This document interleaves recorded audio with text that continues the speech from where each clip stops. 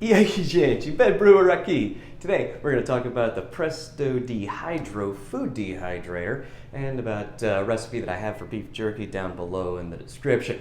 Now, first thing, I'd like to thank all of my subscribers and returning viewers. Really appreciate all of the support. Now, two things about the recipes. Number one, you'll notice that I use 4 pounds instead of 2 pounds.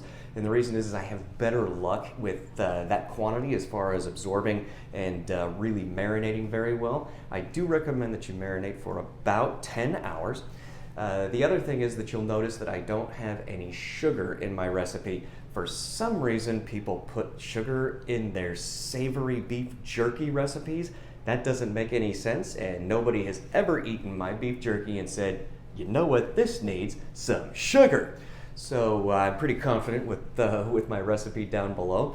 Now, another thing that we can discuss is the type of meat. Now, you can use ground beef, and in that case, you actually just massage the seasoning in. You don't have to let it marinate or anything. So in that case, it's a lot easier. You do need a jerky gun to go ahead and squeeze it out nice and thin. But one of the things that you do end up with is a texture difference. The texture difference with the ground beef, it comes out kind of with the texture of granola, which doesn't bother me. I actually kind of enjoy it, but it is off-putting to a lot of other people. Now, when you're slicing your beef, I like to use Eye of Round. I sharpen up 3 knives to keep them really nice and sharp so that I can go ahead and keep slicing. I don't freeze or soft freeze my meat. I cut it right out of the refrigerator. I have good luck. I do dole out the blades pretty fast. I have needed 2. Sometimes I've needed to grab that 3rd one. That's why I always keep 3. Additionally, when you're slicing your beef, you're going to want to have it about the thickness of bologna. Don't go crazy, but I mean, just try and get it right around there. If it's a little bit thicker, a little bit thinner, it doesn't really make any difference. About the food dehydrator itself. Now, I do really like it. I would encourage you to purchase one, but there are 3 things that I want to bring up about this thing that does kind of aggravate and irritate. One of them has a really easy workaround. The other 2, I mean, you're just going to have to deal with if you decide to go with this unit. Now, the first one is the base. It's a lot like an oven, you know, it is a heating element, things do drip on the bottom, and cleaning that does cause some problems or does present some issues.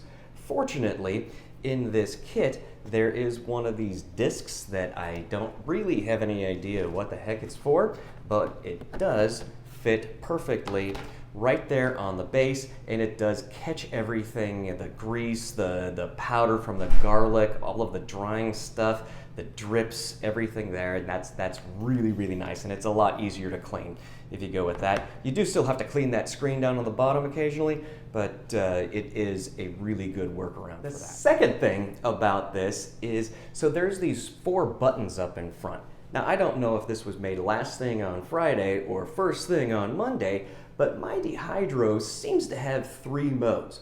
One of them, you set the time, you set the temperature, it counts all the way down, turns off at the end. That's pretty much what I had expected. The second one is that you set the temperature, you set it to go, and it counts up and you turn it off when you're done, or it automatically shuts off after about 48 hours. Apparently, I've only ran it for about 36. Now, the 3rd mode is the mysterious do nothing mode. That is, the buttons basically do nothing, and it just frustrates and irritates. Now, in order to switch through the modes, what I've seen is that you use the temperature and the start button together to switch through these modes. Now, since the buttons are unresponsive in that 3rd mode, it doesn't always change out of it. I do find myself unplugging and plugging in, and it is possible that this is my own fault for getting this thing wet. I did not submerge it, but I did have to get it wet in order to clean that bottom until I found out that I could use that plastic disc. The last thing that is really irritating about this is the design of this. Now, it seems very simplistic, and it is, but cleaning the grates between these is maddeningly frustrating. So I've been taking a toothbrush trying to scrub it out, but no matter how much you scrub it, when you look at it from a different angle, there is still stuff stuck to it. And it takes me longer to clean one of these than it does for me to clean my brew pot and my mash tun combined. Now, I am going to try my final workaround, which is going to be to power wash these things.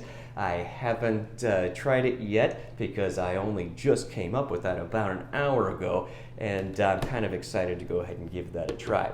Now, one of the ways that I have also worked around this is I've started batching the batches of beef jerky and fruits that I'm going to go ahead and dehydrate. So I'll cut a whole bunch of fruits.